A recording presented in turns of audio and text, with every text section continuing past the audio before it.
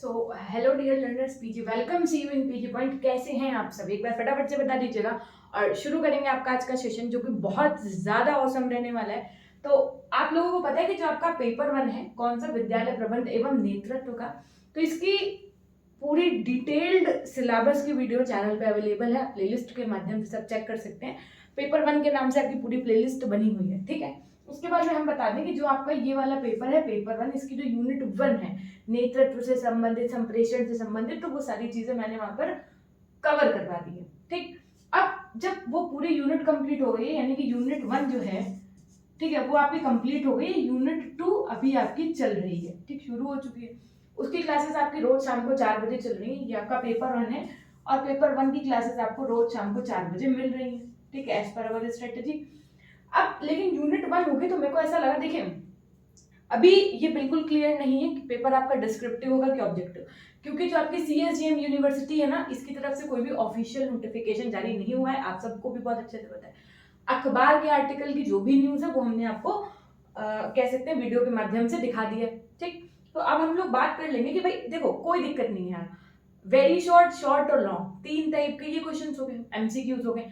आपको हमारी स्ट्रेटेजी पता है, आप हमारे साथ फर्स्ट सेमेस्टर से जुड़ चुके हैं, सेकंड सेमेस्टर से जुड़ चुके हैं, अब आपका ये थर्ड सेमेस्टर वर्किंग है।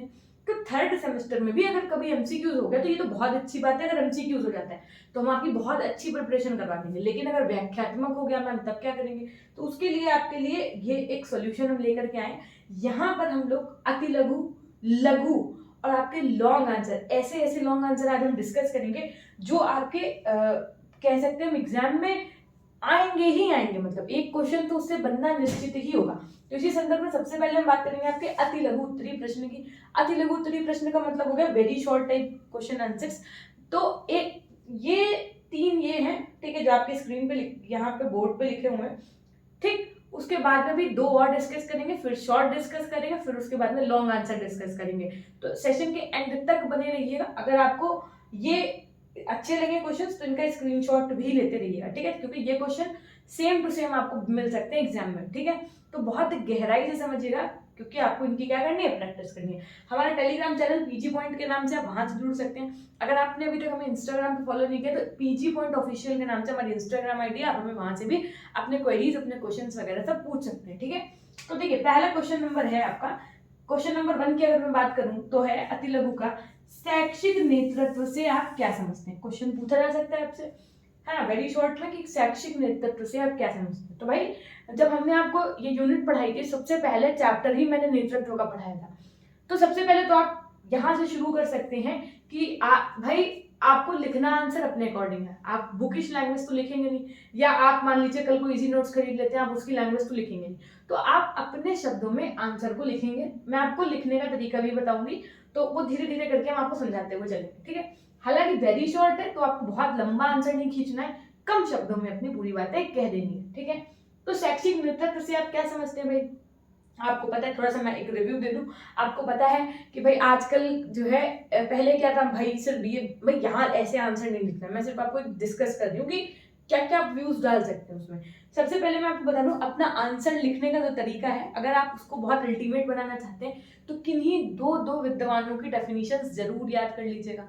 हालांकि जब आपसे पूछा गया कि शैक्षिक नेतृत्व से आप क्या समझते हैं, तो पहले तो आप समझाइए कि शैक्षिक नेतृत्व आजकल आप देख पा रहे हैं कि शिक्षा के क्षेत्र में विभिन्न विभिन्न प्रकार के कोर्सेज आ गए हैं ना, तो जिनको हम नेतृत्व के माध्यम से और अच्छे से उनको क्या कर सकते हैं, डिफाइन कर सकते हैं, लोगों तक पहुंचा सकते हैं। ऐसी बहुत सी फील्ड्स हैं जिनके विषय में लोगों को क्या है, नॉलेज ही नहीं है।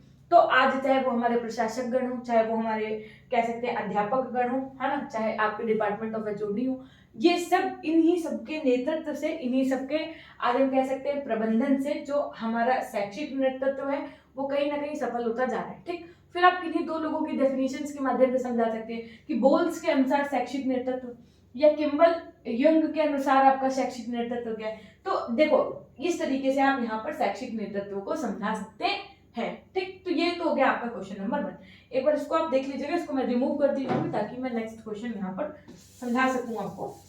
तो आपको पता है ये मैं अति लघु करवा रही हूँ, बाकी मैं रेज कर दे रही हूँ। तो क्वेश्चन नंबर फर्स्ट को आप कुछ इस प्रकार से लिख कर देखिए, लिखना आपको कैसे है ये हम आपको फिर किसी दिन मतलब एक अलग से वीडियो बनाएंगे। हेडिंग्स वगैरह डालना सिखाएंगे आपको, ठीक है। हालांकि वेरी शॉर्ट्स में हेडिंग इतना मायने नहीं रखती है, लेकिन फिर भी आप हेडिंग्स डालेंगे तो एक बेहतर प्रभाव पड़ेगा वहां पे। चाहे आप यही लिख दें कि नेतृत्व क्या है, या नेतृत्व की हेडिंग डाल करके आप लिखें, ठीक है। नेक्स्ट क्वेश्चन है आपका कि संप्रेषण की परिभाषा बताइए। संप्रेषण की परिभाषा, अब देखिए संप्रेषण को तो आपको पता है कि क्या है। संप्रेषण को अंग्रेजी में क्या कहते हैं, कम्युनिकेशन। तो अब यहीं से शुरू करिए कि पहले तो संप्रेषण समझाइए कि संप्रेषण क्या है ना। अब यहाँ पे इन्होंने ये तो नहीं पूछा है कि किसके शब्दों में संप्रेषण को समझाना है। तो अगर आपको याद है कि हाँ इन विद्वान के संदर्भ में संप्रेषण की परिभाषा ये है, तो आप लिखिए। अन्यथा की स्थिति में आप अपने शब्दों में लिख सकते हैं। हेडिंग डालिए बढ़िया सी, हेडिंग में डालिए आप पूरा संप्रेषण, ठीक। एरो बनाइए, यहां से लिखना शुरू करिए पूरा, ठीक। संप्रेषण एक हम लोगों के आपस में बातचीत करने का माध्यम है। संप्रेषण के मुख्य तत्वों का आप डिफाइन कर सकते हैं। कैसे? पहला तत्व डालिए हेडिंग प्राप्त, पहला आप डाल सकते हैं प्रेषक, ठीक। पहला तत्व क्या है आपका, प्रेषक।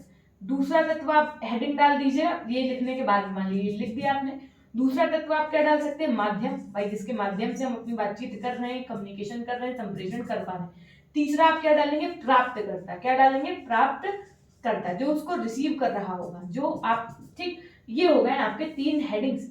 हेडिंग तो आपकी क्या पड़ जाएगी, संप्रेषण, और ये 3 आपकी क्या पड़ जाएंगे, सब हेडिंग्स पड़ जाएंगी। सब हेडिंग्स के अंतर्गत आप क्या डालेंगे, एक तो संदेशवाहक, यानी संदेश, जैसे कि मैं आपको यहाँ से कुछ बोलूं या कहूं कि आप save money, save water, save something, तो ये क्या हम आपको प्रेषित कर रहे हैं, ठीक।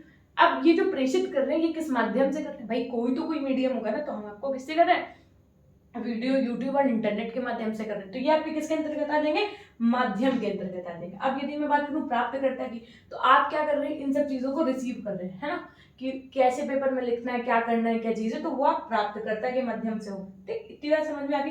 तो यहाँ पर आप संप्रेषण की परिभाषाएं और इस तरीके से आप इस आंसर को अपना लिख सकते थे, ठीक है। अभी बात करेंगे आपका जो क्वेश्चन नंबर 3, ठीक। इस तरीके से देखिए, हम जरा वेरी शॉर्ट को समझेंगे, फिर हम लोग शॉर्ट आंसर्स को समझेंगे, फिर लॉन्ग आंसर्स की भी बात करेंगे।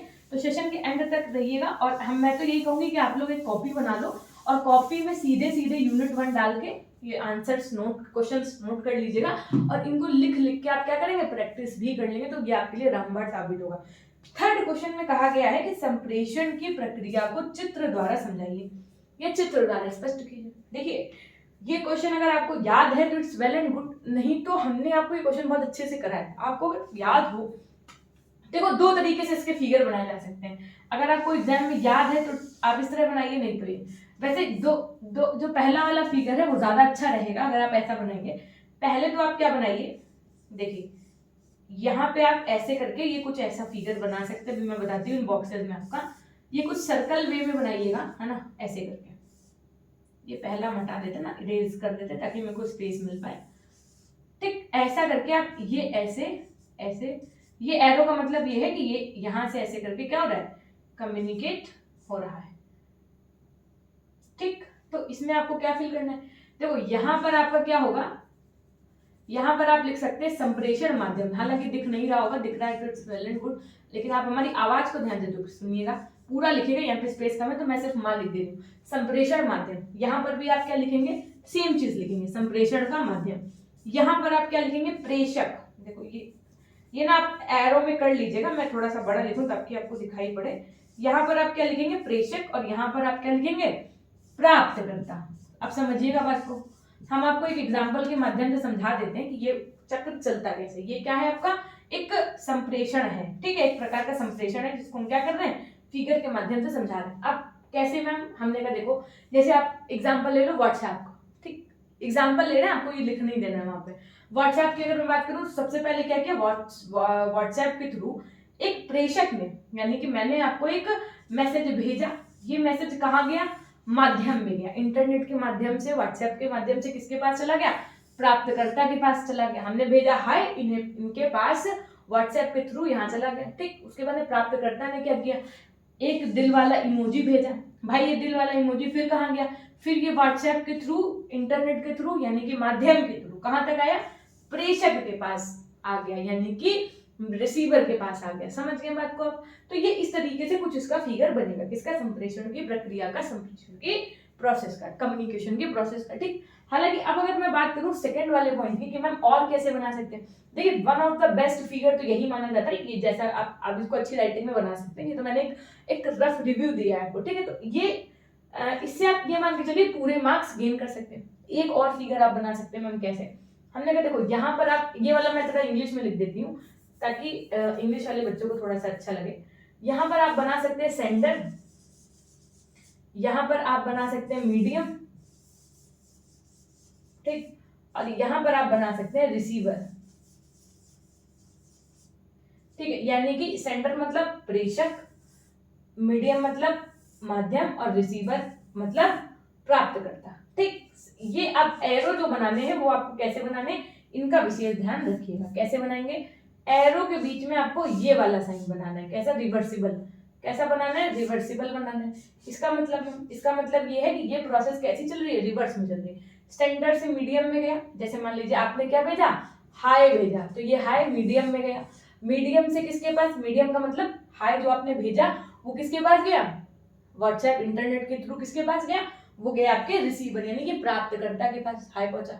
हाई का रिप्लाई प्राप्तकर्ता से किसके पास आया? मीडियम के पास है। इन्होंने भेजा हेलो, हाई का रिप्लाई क्या भेजा? हेलो, तो ये किसके पास आएगा? मीडियम के पास आएगा यानी कि माध्यम के पास आएगा। फिर ये माध्यम से किसके पास जाएगा आपका? ये जाएगा आपका सेंडर के पास, यानी कि जो प्रेषक था अब ये उसके लिए क्या हो गया? ये मैसेज प्राप्तकर्ता के द्वारा भेज दिया गया है ना। तो ये इनका मतलब यही है। अब इनको आप बड़ा सा बना लीजिएगा, ठीक है। ये एरो थोड़े से ऐसे बड़े बड़े बनाइएगा, है ना। इतनी बात समझ में? तो ये दो फिगर के माध्यम से आप इस आंसर को अपना कवर अप कर सकते हैं। इतनी बात समझ में आ गई, 3 क्वेश्चन समझ में आ गए। अब देखिए चौथा क्वेश्चन हम लोग करेंगे कि शैक्षिक नेतृत्व के कितने सिद्धांत हैं। एक क्वेश्चन बनता है आपका, नोट करिएगा, लिख लीजिए आप लोग। तब तक मैं जरा इसको थोड़ा सा इरेज कर दूं। हालांकि देखो अगर यार सेशन अच्छा लग रहा है आपको तो एक बार please, it's my humble request from you all, एक बार सेशन को लाइक कर दीजिएगा। और अगर अभी तक आपने शेयर नहीं किया है तो please, it's my humble request from you all, इस सेशन को शेयर कर दीजिएगा ज्यादा से ज्यादा मात्रा में, ताकि और भी बच्चों की आप मदद कर पाएंगे, है ना। ठीक है, नेक्स्ट क्वेश्चन की तरफ चलेंगे। नेक्स्ट क्वेश्चन क्या है आपका कि संप्रेषण के कितने सिद्धांत हैं। हमने आपको सारी सिद्धांत पढ़ाए, बहुत सारी थ्योरीज पढ़ाई हुई हैं, है ना। शैक्षिक नेतृत्व के कितने सिद्धांत हैं ये बताना है आपको। ये क्वेश्चन आप नोट कर लीजिएगा, क्वेश्चन नंबर 4 है ये, वेरी शॉर्ट का। लिखिएगा मेरे साथ में इसको कि शैक्षिक नेतृत्व के, है ना, कितने सिद्धांत हैं। ठीक है, एक क्वेश्चन और लिखिएगा इसी के साथ में, शैक्षिक नेतृत्व के कितने सिद्धांत हैं, या कुछ सिद्धांतों को आपको वर्णन करना है। इसी तरीके से क्वेश्चन के प्रॉपर्ली बन जाता है। एक क्वेश्चन और लिखिएगा, वेरी शॉर्ट का ही। एक क्वेश्चन आप ये लिखिए कि दल निर्माण की क्या आवश्यकता होती है ना। दल निर्माण की, या दल निर्माण से आप क्या समझते हैं ना, दल निर्माण की क्या आवश्यकता होती है। ठीक है, कि क्या आवश्यकता होती है। भाई शेयर कर दो, इतनी कंजूसी क्यों कर दो, फटाफट से सेशन को लाइक कर दो। क्या बात है, हम नहीं पसंद आ रहे कि हमारी राइटिंग नहीं अच्छी? हाँ, राइटिंग तो नहीं अच्छी लग रही है, मेरे को पता है। आप लोग कहाँ थे धुरंधर वीर, हम कहाँ यार। पता है देखो राइटिंग वाला इशू थोड़ा सा रहता है, क्योंकि ये ना व्हाइट बोर्ड पे थोड़ा सा कम अच्छी राइटिंग आ रही है मेरी। खैर चलो कोई बात नहीं है ना, आपको समझने से चीजों को मतलब होना चाहिए। शैक्षिक नेतृत्व के कितने सिद्धांत है। अगर मुख्य सिद्धांत की हम बात करें, देखो ऐसे तो बहुत सारे सिद्धांत हमने आपको पढ़ाए थे, अगर आपको याद होगा तो। नहीं याद है तो क्या करना है मैम, हम क्या करें, हमको तो समझ ही नहीं आ रहा है।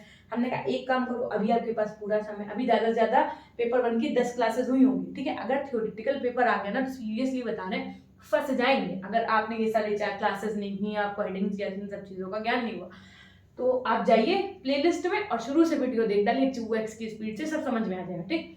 तो शैक्षिक नेतृत्व के कुछ हमने सिद्धांत बताए थे आपको। सिद्धांत के अंदर हमने आपको क्या बताया था, जैसे कि आपका एक हमने बताई थी आपको ग्रेटमैन थ्योरी, सील गुण उपागम का सिद्धांत, ऐसे करके कुछ सिद्धांत बताए थे, है ना। तो ये कम से कम हमने मुख्य रूप से 8 सिद्धांत बताए थे, ठीक। अब ये आंसर है वेरी शॉर्ट का, कितने का है, वेरी शॉर्ट का। तो आप क्या लिखेंगे, इन 8 सिद्धांत के नाम लिख सकते हैं, आपके पास ऑप्शन है, ठीक है। और इनमें से जो 2 आपको सिद्धांत या 2 सिद्धांत आप अपने हिसाब से इनको क्या कर सकते हैं, डिस्क्राइब कर सकते हैं, ठीक। ये हो गया। 5वां क्वेश्चन है कि दल निर्माण की क्या आवश्यकता होती है। दल निर्माण की क्या आवश्यकता होती है।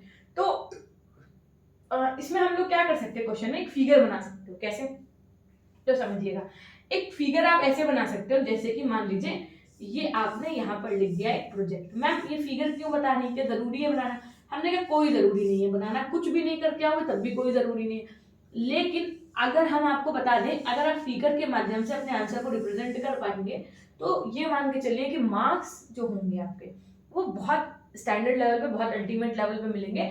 बट अगर पेपर थ्योरेटिकल हुआ तो ठीक, एमसीक्यू हुआ तो तुम चिंता ही नहीं करो भाई, मैं हूं ना चंदा, मैं पूरी प्रैक्टिस करवाऊंगी आपको 100 क्वेश्चंस की, पूरी चिंता नहीं करो। ठीक, तो अब आप इसको ऐसे दिखा सकते हो। कैसे दिखा सकते हो, एक प्रोजेक्ट बनाने का कार्य था।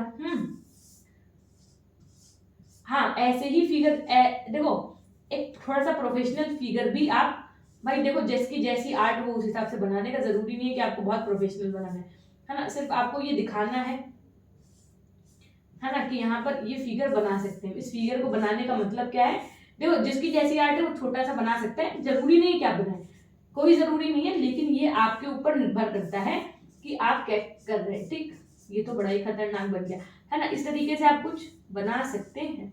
मतलब मैं सिर्फ आपको बता रही हूँ कि, है ना, इससे होगा क्या ना, देखो इससे होगा ये कि अगर आपको दल निर्माण समझाना है क्वेश्चन, तो एक फिगर का मतलब ये है कि जैसे कि मान लीजिए एक बच्चे को अगर हम लोग कोई प्रोजेक्ट दे रहे हैं तो उसमें दल का अगर हम निर्माण कर देते हैं, दल का निर्माण का मतलब अगर हम बच्चों को ग्रुप जैसे में बांट देते हैं, जैसे आपने देखा होगा साइंस के प्रोजेक्ट्स में, तो भाई सीधी सी बात है, इन्वेस्टमेंट भी तो होती है ना इनमें।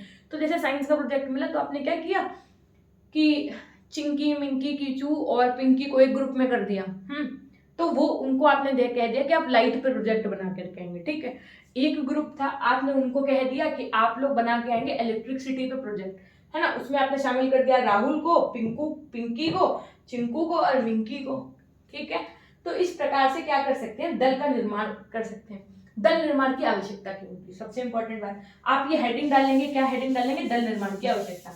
तो इसमें आप क्या डिफाइन करेंगे, देखो इसमें आप ये डिफाइन करेंगे दल निर्माण की आवश्यकता में कि दल निर्माण की आवश्यकता से बच्चों के अंदर बहुत सारी जो क्वालिटीज होती है उनका साथ में डेवलपमेंट हो जाता है, उनका क्या हो जाता है, विकास हो जाता है। कैसे हो जाता है मैम, तो समझिएगा बात को। जैसे कि ऐसे क्या, बच्चा जो है वो अंतर्मुखी अगर प्रवृत्ति का है, ठीक है, आपको कोई प्रोजेक्ट मिला, सबके अंदर एक चाह होती है कि हमारे प्रोजेक्ट को लेकर के जीते ग्रुप, हमारा ग्रुप जीते, हमारा ग्रुप जीते। तो उससे क्या होगा कि जैसे 4 बच्चे हैं आपस में, तो जो अंतर्मुखी वाला बालक है वो उन समूह में शामिल होकर के उसके अंदर बहिर्मुखी वाले बालकों के संग जब वो बैठेगा, प्रोजेक्ट में बनाएगा, अपने कुछ आइडियाज शेयर करेगा, तो उनके अंतर्गत जो एक तरीके से गुण होंगे, है ना, एक तरीके से उनका शारीरिक विकास, मानसिक विकास, सर्वांगीण विकास होगा। ठीक है, तो दल निर्माण की आवश्यकता से, दल निर्माण की आवश्यकता हम लोगों को इसलिए पड़ती है कि ताकि बच्चों के अंतर्गत हम मानवता की भावना को, है ना, और हम कह सकते हैं कि संवेगों का एक निर्माण करवा पाए। तो इस तरीके से मतलब आपको अपने शब्दों में इस आंसर को लिखना होगा। ठीक, तो आपको हमने कितने वेरी शॉर्ट करवा दिए, 5 वेरी शॉर्ट क्वेश्चंस करवा दिए। इन 5 वेरी शॉर्ट में से आपको क्या करना है, इनकी देखो ये लिख लो आप लोग, है ना, या स्क्रीनशॉट ले लो, है ना। इसको क्या करना है, देखो एक ज्यादा महंगी नहीं, 20 रुपए वाली कॉपी ले लो, जो ये क्वेश्चंस मैं यूनिट के एंड होने के बाद में आपको दूं, तो इनको आप लिख लिख के प्रैक्टिस कर लीजिएगा। अगर आप ऐसा कर लेंगे तो विश्वास मानिए कि आपको अच्छे नंबर लाने से कोई नहीं रोक सकता है। ठीक है, अब ये तो वेरी शॉर्ट हो गए। अब इसके बाद में हम लोग बात करेंगे शॉर्ट की, नेक्स्ट वीडियो में बात करेंगे, और इसके बाद में हम लोग बात करेंगे नेक्स्ट वीडियो में लॉन्ग आंसर्स कैसे बनते हैं। ठीक है, ये तो हो गया वेरी शॉर्ट का। लेकिन एक बात सीरियसली बताइएगा कि अगर आपको ऐसे सेशन चाहिए तो आप हमसे क्या कर सकते हैं, कमेंट सेक्शन में बोल सकते हैं कि मैम हाँ मैम ये सेशन अच्छा था, तो हम आपको क्या करेंगे, शॉर्ट का वीडियो देंगे, लॉन्ग का वीडियो देंगे। अन्यथा की स्थिति में क्या ही मतलब है फिर ऐसे वीडियोस बनाने का। लेकिन अगर आपका मन है तो हम जरूर बनाएंगे, लेकिन उसके लिए आपको कमेंट सेक्शन में कमेंट करना पड़ेगा, क्योंकि ऐसा मेरा पहला वीडियो है इस चैनल पे, है ना। सो थोड़ा सा आप सपोर्ट करिए, थोड़ा सा हम आपके लिए तो कुछ कर ही ना रहे हैं, है ना, कुछ ना कुछ तो करते ही रहेंगे। तो अगर आप दोनों सब मिल करके, हम सब मिल करके कुछ सपोर्ट करते हैं तो जरूर कुछ ना कुछ अच्छा होगा, अल्टीमेट सा होगा, है ना। और देखो अगर आपको वो अपने आंसर्स भेजने हैं कि जो आपने लिखे हैं, तो आप हमारे टेलीग्राम चैनल पीजी पॉइंट पे भेज सकते हैं। बाकी अगर आपकी कोई क्वेरी है, मान लीजिए, है ना, अगर कोई क्वेरी है, आप हमसे कुछ पूछना चाहते हैं, या आपको कमेंट का रिप्लाई, पता है इतने सारे कमेंट्स हो जाते हैं तो मैं रिप्लाई नहीं कर पाती हूँ, तो आप एक काम कर सकते हैं, देखो पीजी पॉइंट ऑफिशियल मैं यहाँ पे लिख देती हूँ, है ना, पीजी पॉइंट ठीक है। ऑफिशियल के नाम से हमारा इंस्टाग्राम अकाउंट है, ठीक। तो आप हमें वहां पर भी मैसेज अपना प्रेषित कर सकते हैं, ठीक है। या फिर pg.100@gmail.com पे भी भेज सकते हैं। कमेंट सेक्शन में ये बताना नहीं भूलिएगा कि वीडियो कैसा लगा, लाइक करना तो बिल्कुल भूलना ही नहीं है, ठीक है। तो ये थी एक छोटी सी एक मेरी पहल, कैसी लगी आपको ये कमेंट सेक्शन में जरूर बताइएगा। बाकी आप लोगों का प्यार ढेर सारा तो मिल ही रहा है वीडियो के माध्यम से, लाइक्स के माध्यम से। फिर मिलते हैं आपसे नेक्स्ट वीडियो में, इसके जस्ट बाद में किसके लिए, इसी चैप्टर, इसी यूनिट के, चैप्टर नहीं, यूनिट 1 के शॉर्ट आंसर टाइप क्वेश्चन के साथ में, उसको थोड़ा सा डिस्कस करेंगे, फिर लॉन्ग आंसर के साथ में मिलेंगे, ठीक है। ये थी एक छोटी सी बात, एक बार फटाफट से लिख दीजिएगा अपनों के लिए। करेंगे सेशन को यहीं से एंड। हमेशा खुश रहिए, मुस्कुराते रहिए, कभी अपने लिए तो कभी अपनों के लिए। Take care, bye bye, love you all, love you my dear class, thank you.